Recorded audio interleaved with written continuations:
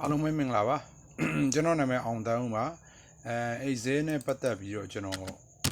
ဟောပေါ့နော်ဒီ tip လေးတွေဗဟုသုတလေးတွေကိုကျွန်တော်ဒီ Facebook နဲ့ YouTube မှာကျွန်တော်ဝေမျှတာဖြစ်ပါတယ်နောက်ပြီးရင်လည်းကျွန်တော်ဒီစင်စရာဝန်ဆောင်မှုတွေပေါ့နော်တချို့အခက်အခဲဖြစ်နေတဲ့လုပ်ငန်းတွေအတွက်စင်စရာအဲ့ဒီဝန်ဆောင်မှု boosting ပေါ့ဗျာစည်ရင်းလုပ်ပေးတယ်ဆိုတော့စည်ရင်းတွေကိုဘယ်လိုမြန်အောင်လုပ်ပေးမလဲဘယ်လိုမှန်အောင်ကူညီပေးနိုင်မယ်ဘယ်လိုအချိန်နေရှုံမလဲဆိုတော့ကျွန်တော်ကူညီတာပေါ့နော်ထားပါတော့ကျွန်တော်အခုဝေမျှမဲ့အကြောင်းအရာကျွန်တော်တို့တွေဘယ်လုပ်ငန်းမှမဆိုပေါ့နော်နဲတာများတာပဲကွာမယ်ကျွန်တော်တို့ကစရင်တွက်တာမတွက်တာနောက်ပါဗျကျွန်တော်တို့ကတွက်တဲ့အဆင့်မရောက်သေးခင်ပထမဆုံးကျွန်တော်တို့ကအဆင့်ကကျွန်တော်တို့ကစရင်တွင်းရတယ်ပေါ့နော်စရင်တွင်းရတယ်ဆိုရင်ကျွန်တော်တို့ကအဲ့စရင်ကိုစရင်တွင်းတဲ့စရင်မှန်မှနောက်တွက်မဲ့ဟာတွေကမှန်ပါစတွင်းကနေကလွဲပြီဆိုရင်ကျွန်တော်တို့ကနောက်တွက်တဲ့ဥစ္စာတွေကလည်းလွဲမှာပဲပေါ့နော်ဟုတ်ပြီအဲ့တော့အဲ့လိုတွင်းနေအဲ့ကြတော့ဘာဖြစ်လဲအဲ့ကြတော့စရင်တွင်းရတဲ့လူရဲ့တာဝန်ကဘလောက်သူ့မှာတာဝန်ကြီးသွားလဲဆိုတော့သူကမှန်ဖို့အတွက်ကိုသူကအာယုံဆိုင်ရတယ်ဥပမာကျွန်တော်တို့ကဒီဘောင်ချာတွေကကြည့်ပြီးတွင်းမယ်ဖြစ်စေလေကြာဆောက်တွေကကြည့်ပြီးတွင်းမယ်ဖြစ်စေတခုခုပေါ့နော်ကြည့်ပြီးတော့တွင်းမယ်ဖြစ်စေပေါ့နော်သူများ line ပေါ်ကနေ report ပို့လိုက်တာ Viber တို့ဘာကနေပို့လိုက်တဲ့စီးရင်တွေကိုကြည့်ပြီးတွင်းမယ်ဖြစ်စေကျွန်တော်တို့ကအာယုံဆိုင်ပြီးတွင်းရတယ်အာယုံဆိုင်ပြီးတွင်းရဆိုတဲ့အဓိပ္ပာယ်ကဘာလဲဆိုတော့ပေါ်ပါမှုမရှိဘူးကျွန်တော်တို့ကဘေးနားမှာတငယ်ချင်းကကိုယ်စကားတွေပါတယ်တငယ်ချင်းလောက်ပေါ်ကင်ဘက်နဲ့စကားပြောချိန်မရဘူးအဲ့အချိန်ဆိုကိုကဘာလို့တငယ်ချင်းနဲ့စကားကြီးပြောနေမယ်ဆိုရင်ကျွန်တော်တို့စည်ရင်းစရာတွေကအာယုံဒီစည်ရင်းစရာပုံမှာမရှိတဲ့အတွက်ကျွန်တော်တို့ကမှားသွားမယ်အဲ့လိုမျိုးပေါ့နော်ဟုတ်ပြီအဲ့တော့ကျွန်တော်အခုလုပ်ပြမယ့်နီးရတော့ဘယ်လိုနီးလဲဆိုတော့တွင်းစည်ရင်းကိုပေါ့ပါတွင်းမယ်ဘယ်လိုပေါ့လဲဘေးနားမှာတငယ်ချင်းရှိလားတငယ်ချင်းနဲ့ပြောစရာရှိတာပြောဟီဟာပဲပြောစရာရှိတာပြောဒါမှမဟုတ်ကိုတချင်းနားထောင်ခြင်းနားထောင်ကိုအာယုံကဒီပေါ်မှာအရင်မဆိုင်ရအောင်မဆိုင်ရတဲ့အတွက်ကိုခေါင်းကြည့်တယ်ခေါင်းကြည့်တဲ့အတွက်ကိုအများကြီးပေါ့ဗျာခေါင်းကြည့်တဲ့အကျိုးစကားအများကြီးโอเคဟုတ်ပြီအဲ့တော့ကျွန်တော်အခုစပြီးဝေမျှမှာဖြစ်ပါတယ်ဟုတ်ပြီကျွန်တော်မဝေမျှခင်ကြိုပြောချင်တာဟုတ်ပြီကျွန်တော်အဲ့လိုပေါ့ပါတွင်းတော့မမားနိုင်ဘူးလားဆိုတော့မှားနိုင်တယ်ဘာလို့ပေါ့ပါတွင်းပြီဆိုကနေကိုကအာယုံမဆိုင်ဘူးအာယုံမဆိုင်တဲ့အတွက်မှားမယ်ဒါပေမဲ့ဘာလွယ်တာလဲဆိုတော့မှားရင်မှားမှန်တန်းပေါ်လွင်တာအဲ့ဒါပဲအဓိကအချက်ကမှားရင်မှားမှန်တန်းတီးတဲ့အတွက်ကိုပြင်လို့ရမယ်ဘယ်ငါတွင်းလိုက်တာဘယ်တစ်ခုကတော့မှားသွားပြီဆိုတာကိုတန်းတီးမယ်ဟုတ်ပြီကျွန်တော်ဒီတိုင်းပြောနေတာတဲ့ကျွန်တော်နမူနာရင်လုပ်ပြမယ်ကျွန်တော်လုပ်ပြရဲ့အချိန်တော့ကျွန်တော်အများကြီးတော့ကျွန်တော်မလုပ်ပြတော့ဘူးဘာဖြစ်လို့ဆိုကျွန်တော်ကဒါနမူနာပြတာဆိုတော့အချိန်အများကြီးမရှိဘူးတကယ်လူကြီးမင်းတို့တွင်းရင်တော့အများကြီးတွင်းရမှာပြီးတော့လူကြီးမင်းတို့တွင်းရမှာတွေကတော့ format တွေကတော့ပုံစံမျိုးမျိုးရှိရမယ်ဒါတော့ကိုပွားစဉ်းစားပါတော့ format တွေအတိအကျတိုင်းကျွန်တော် like လုပ်ပေးရမယ်ဆိုရင်တော့ကျွန်တော်ကဒီထက်ဒါကြတော့ direct ဝန်ဆောင်မှုပေးတာဖြစ်သွားပြီပေါ့နော်ဒါက knowledge ဝေမျှတာပဲဖြစ်တာဆိုတော့ဟုတ်ပြီကဲကျွန်တော်စမယ်ဟုတ်ပြီကျွန်တော်ဒီ C room မှာကျွန်တော်ကတွင်းမယ်စရင်တွေတွင်းမယ်ဆိုတော့ဟုတ်ပြီကျွန်တော်အရင်ဆုံးကိန်းကနန်းတွေကိုအရင်တွင်းမယ်ပေါ့နော်ဟုတ်ပြီကျွန်တော်တို့ကြည့်ပြီးတွင်းတယ်ပေါ့ဒါကျွန်တော်မြင်အောင်လိုက်ကျွန်တော်စာရွက်တစ်ရွက်ကနေကြည့်ပြီးတွင်းတယ်ပေါ့ဗျာ3,200,500ဟုတ်ပြီ3,400,500 300 3,28,950 2,5,4,850 โอเค3,4,500ဟုတ်ပြီ4,500အမျိုးကျွန်တော်တွင်းတယ်အဲ့မှာကျွန်တော်ပါဇက်ကအခုဥပမာကျွန်တော်ပြောမယ်နော်ဒါကျွန်တော်မှားသွားတယ်ဆိုတဲ့အဓိပ္ပာယ်ပေါ့ကျွန်တော်ကတကယ်တွင်းရမှာ4,000,000ပေါ့အခုဟုတ်ပြီကျွန်တော်4,000,000တွင်းရမယ်ဒါပေမဲ့အခုကျွန်တော်တွင်းလာတာ4,000ထားလိုက်ဒီချိန်မှာကျွန်တော်မသိသေးဘူးတွင်းစရာရှိတာတွင်းသွားအောက်မှာတွင်းကြည့်ရတယ်တွင်းသွားကိုတွင်းကြည့်ရတယ်တွင်းသွားနော်ကိုတွင်းကြည့်တယ်ကိုတွင်းကြည့်တယ်တွင်းသွားအဲ့လိုတွင်းသွားပေါ့နော်ဟုတ်ထားလိုက်တော့အဲ့အချိန်မှာကျွန်တော်ကအဓိကအဲ့တွင်းသွားပြီးပြီဆိုရင်ကျွန်တော်ကနောက်တစ်ခေါက်တွင်းရမယ်ဟုတ်ပြီဘာလို့နောက်တစ်ခေါက်တွင်းရမှာလဲဆိုတော့ကျွန်တော်တို့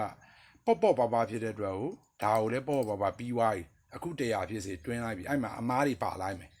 မားချင်မှမှန်ချင်မှဟုတ်ပြီကျွန်တော်ကဒီဘက်မှာပြန်ပြီးတော့အဲ့လိုပဲခုနအဲ့လိုပဲပေါ့ပြန်တွင်းမယ်3,200,500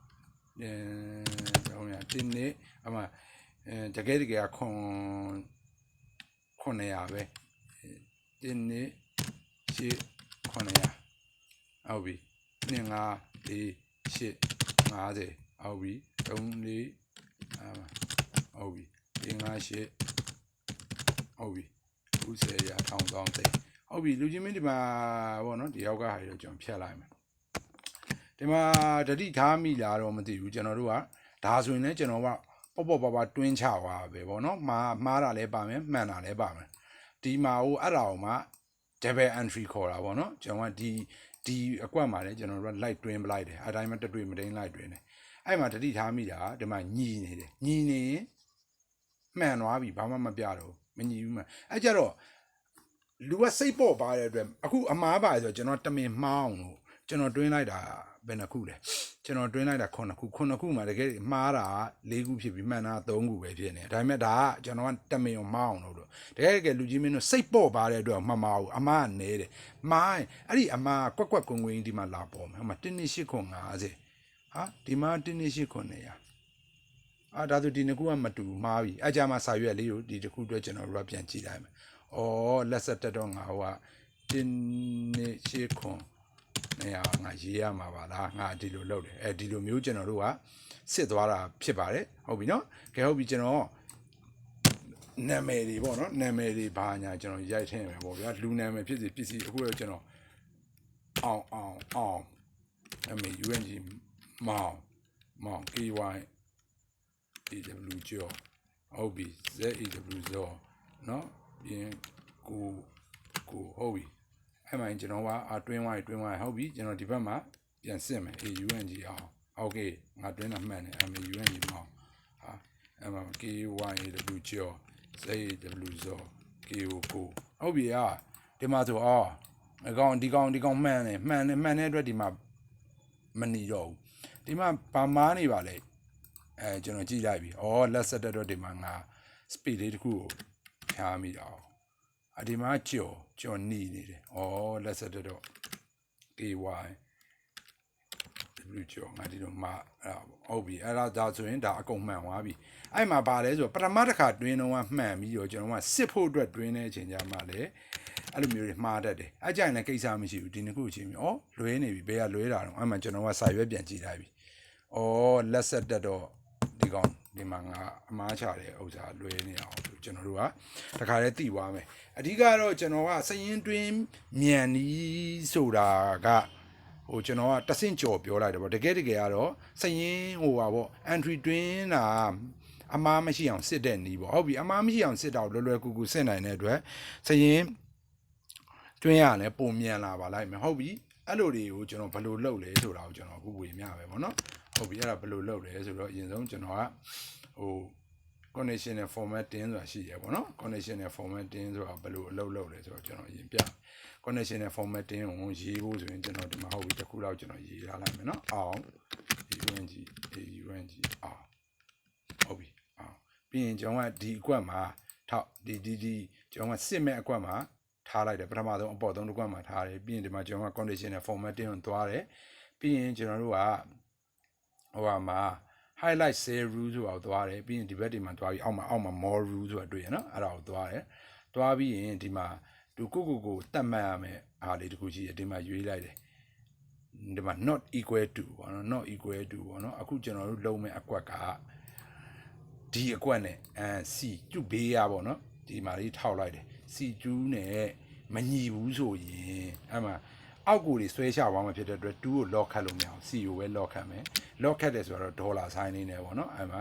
အဲ့ဒေါ်လာ sign လေးကို C ရှိမှာပဲဒေါ်လာ sign ပါမယ်2မှာဒေါ်လာ sign မပါဘူးအဲ့ဒါကို F4 နဲ့ကျွန်တော်တို့ကလောက်သွားပြီဟာပေါ့နော်ဟုတ်ပြီတကယ်လို့ C2 နဲ့မညီဘူးဆိုရင်ကျွန်တော်ကြိုက်တဲ့ကာလာပေးလို့ရหนีပေါ့ဗျာ C2 နဲ့မညီဘူးဆိုရင်หนีပါညီရဲဆိုရင်မหนีပါနဲ့โอเคသူမหนีဘူးဟုတ်ပြီမหนีအောင်ရှောက်တွင်းလိုက်ဟုတ်ကဲ့အဲ့မှာမညီတော့ဟုတ်ပြီအဲ့ဒါပြီးသွားပြီဆိုတော့မှဒီအကွက်လေးကို copy ကူးလိုက်တယ်ကျွန်တော်တို့အောက်ထိပေါ့နော်အောက်ဆိုတော့ကျွန်တော်တို့100ရှိမယ်ဒီလိုမျိုးလှိမ့်သွားပြီးရင်ကျွန်တော်ဆက်လက်ပေးလိုက်တယ်ပေးပြီးရင်အဲ့ဆက်လက်ပေးတဲ့အကွက်ထဲကိုအဲ့ဘွားကောင် copy ကူးထည့်မယ်ဘယ်လိုကူးထည့်မလဲဆိုတော့ right click နှိပ်မယ် paste special တွေကိုသွားမယ်ကျွန်တော်တို့က format ကိုပဲကူးမှာမှန်နော် right click နှိပ်မယ်ဒီပေါ်လာတဲ့နေရာဒီမှာ paste special ဆိုတာရှိတယ်အဲ့ paste special လေးကိုကျွန်တော်ကရွေးလိုက်တယ်ပြီးရင်ကျွန်တော်ကဒီမှာ format ဆိုတာရှိတယ်အဲ့ format လေးကိုရွေးပြီး okay နေလိုက်တယ်ဟုတ်ပြီကျွန်တော်က KYAW ကျော် KYAW ကျော်မှန်တယ် MAW more okay ဟာ မှားသွားပြီဆိုဒီမှာငါ MAW မော်ပေါ့နော်ဒါကတော့ကျွန်တော်ကတစ်ခုချင်းစီဟိုဘက်တွင်းလိုက်ဒီဘက်တွင်းလိုက်တွင်းပြပါတော့တကယ်လူကြီးမင်းတို့အလုပ်လုပ်တဲ့အချိန်ကြာရင်ကြတော့ဒီ row မှာကိုတွင်းစရာရှိအောင်တွင်းသွားဟို100အထိတွင်းသွားအဲ့ထဲမှာတွင်းပေါ့တွင်းသွားအဲ့ထဲမှာမှန်တာတွေလည်းပါမယ်မှားတာတွေလည်းပါမယ်နော်ဒီထဲမှာမှန်တာတွေလည်းပါမယ်မှားတာတွေလည်းပါမယ်ဟုတ်ပြီအဲ့ဒါပြီးသွားပြီအားလုံးပြီးသွားပြီအခု100ဆိုလဲအခု150တစ်ဖြတ်ဆိုလဲ50တစ်ဖြတ်ပေါ့နော်ကျွန်တော်ကတွင်းလိုက်ပြီမှန်တာလည်းပါမယ်မှားတာလည်းပါမယ်10ခုတစ်ဖြတ်လည်းရတယ်ပြီးရင်ဒီဘက်မှာလည်းအဲ့လိုပဲ10ခုတစ်ဖြတ်ကိုက10ခုတစ်ဖြတ်တွင်းလိုက်တယ်10ခုတစ်ဖြတ်လိုက်စစ်ပေါ့ဒီမှာအဲ့မှာလည်းပေါ့တွင်းလိုက်မှန်နေရိုးပဲဘာမှမပြဘူးမှားပြီဆိုတာနဲ့သူအနီအောင်ပြမယ်အဲ့အနီအောင်ပြလဲရက်ပြီးတော့မပြင်သေးနဲ့အောင်တွင်းစရာရှိတယ်10ခုတစ်ဖြတ်10ခုတစ်ဖြတ်လုံးအခု50တစ်ဖြတ်ဆိုအခု50တစ်ဖြတ်လုံးတွင်းသွားလိုက်တွင်းသွားပြီးတော့မှဒီမှာလှိမ့်ချခုနကလိုပေါ့UNGR မကြောဒီတစ်ခုမားတယ်အဲကြမှာဒီတစ်ခုလေးကိုလှည့်ပြီးတော့ကျွန်တော်ဒီဘက်မှာတော့နံပါတ်တွေရှိမယ်ပေါ့ဗျာ1 2 3 4 5 6အဲ့လိုမျိုးရှိမယ်ပေါ့ဗျာနော်အဲကျွန်တော်တို့ကငါဒီအမှတ်စဉ်2ကတွင်းတာငါမှားပါလားဆိုတာကိုကျွန်တော်ကတန်းသိမှာဖြစ်ပါတယ်ဟုတ်ပြီကျွန်တော်ဝေမျှတာတော့ဒါလေးပဲဖြစ်ပါတယ်ဒါကတော့ကျွန်တော်အတွက်တော့လွယ်ကူတယ်ပေါ့နော်ကျွန်တော်ပြောတာကိုတိတိကျကျစဉ်းစားရင်တော့ကျွန်တော်ပြောတဲ့နီးကလူကြီးမင်းတို့အတွက်အသုံးဝင်ပါပါတကယ်လို့ကျွန်တော်ပြောတာရှုပ်ထွေးသွားတယ်ဆိုရင်တော့တောင်းပန်ပါတယ်โอเคဟုတ်ပြီအဲ့တော့ကျွန်တော်ဒီမှာပဲညီကုန်းချုပ်လိုက်ပါမယ်လူကြီးမင်းတို့အဲ့ဒါကိုစမ်းကြည့်ပါနားမလည်ရင်ကျွန်တော်ထပ်မေးပါတခုခုကို feedback ကျွန်တော်ကိုတစ်ချက်လောက်ပြန်ပေးပါအတုံးဝင်နဲ့မဝင်ဘူးတိကျပို့ကောင်းတဲ့နီလန်းကျွန်တော်စီမှာရှိရကျမစီမှာရှိရဆိုရင်ကျွန်တော်ပြန်လဲပြီးလေ့လာခြင်းပါတယ်ကျွန်တော်ပြန်ဝေမျှလို့ရပါတယ်ဟုတ်ကဲ့ကျေးဇူးအများကြီးတင်ပါတယ်တခြားနီလန်းတွေတော့အများကြီးရှိသေးတယ်ပေါ့ဗျာလောလောဆယ်ဒီနီလန်းတော့ဒါအလွယ်ဆုံးနဲ့အမြန်ဆုံးနီလန်းပေါ့နော်တခြားနီလန်းတွေလည်းနောက်အလင်းတင်တော့ဝေမျှပါမယ်ဟုတ်ကဲ့ကျေးဇူးတင်ပါတယ်